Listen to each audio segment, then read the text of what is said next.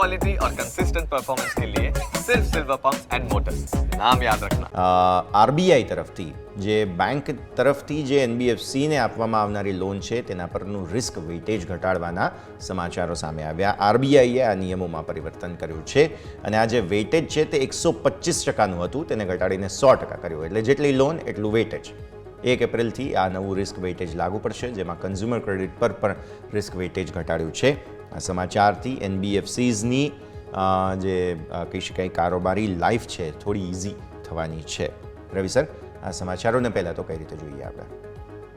ઝડપથી આ ખાસ એવી પોઝિટિવ ન્યૂઝ છે અને આઈ થિંક જ્યારે ત્યારે આ ન્યૂઝ અનાઉન્સ અને ત્યારે જે ડેન્ટ પડ્યું હતું એ તમે જો સમજી લેશો તો ડાયરેક્ટલી તમને ખ્યાલ આવી જશે કે આ કોને વધારે બેનિફિટ કરશે.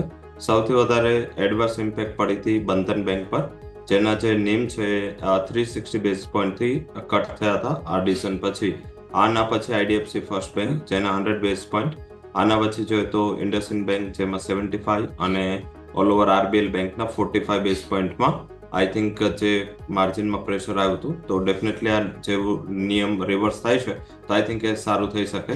બેંકોમાં જોઈએ તો અન્ય બેંકોમાં પીએનબી અને bank Baroda 45 basis point bank બરોડામાં અને 35 બેઝિસ પોઈન્ટથી પીએનબીમાં આ નિર્ણયની એક વિપરીત અસર આવી હતી.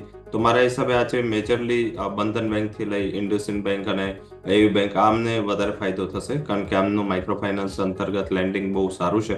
અને આ ઉપરાંત જોઈએ તો પર્ટિક્યુલર જે પણ એનબીએફસી કંપનીઓ છે લાઈક જે P2P લેન્ડિંગમાં છે, જે ડાયરેક્ટ માઇક્રો ફાઇનાન્સ લેન્ડિંગમાં છે, એ તમામ માટે સારા ન્યૂઝ છે, કારણ કે આ એક જરૂરિયાત હતી અને ઇન્ડસ્ટ્રી ઘણા ટાઈમથી ડિમાન્ડ કરી રહી હતી. કારણ કે અત્યારે સૌથી મોટો બેંકોનો ઇસ્યુ શું છે કે ફાઇનાન્શિયલ માર્કેટ અને ડેરિવેટિવના રૂલ્સ જે ચેન્જ થયા એ બાદ જે મીન્સ કે ફરીથી રૂપિયા મીન્સ કે ઇક્વિટી માર્કેટમાંથી ઉઠીને એફડી અને સાથે બેન્કિંગ સાઇડ ગયા છે. તો આઈ થિંક બેંકો પાસે ઘણી બધી લિક્વિડિટી આવી છે. આરબીઆઈ પણ 1.5 લાખ કરોડની ચાલુ કરી અને ઓલ ઓવર 4 લાખ કરોડની લિક્વિડિટીનો ઇન્ફ્યુઝનનો પ્લાન છે. તો આઈ થિંક આટલી બધી લિક્વિડિટી જ્યારે સિસ્ટમમાં આવે છે ત્યારે એને લેન્ડિંગ કરવી પડે. જો લેન્ડ ના કરે તો એ બેંકો અને આરબીઆઈ પર પ્રેશર આવે, કારણ કે જો બેંકો તો જો પ્રેશર આવે તો એ શું કરશે, રિવર્સ રેપોમાં ફરીથી બેંક આરબીઆઈને પાછા આપશે. પણ આના હિસાબે થોડું ફાઇનાન્સ વધશે, ફાઇનાન્સિંગ એક્ટિવિટીઝ વધશે અને ઇકોનોમી માટે ઘણું સારું સ્ટેપ છે. આઈ થિંક અત્યારે જે પણ સ્ટેપ લેવામાં આવે આઈ થિંક ઇકોનોમી અને એઝ મીન્સ કે NBFC sector, micro finance sector મારા હિસાબે એક સારી રિલીફ છે.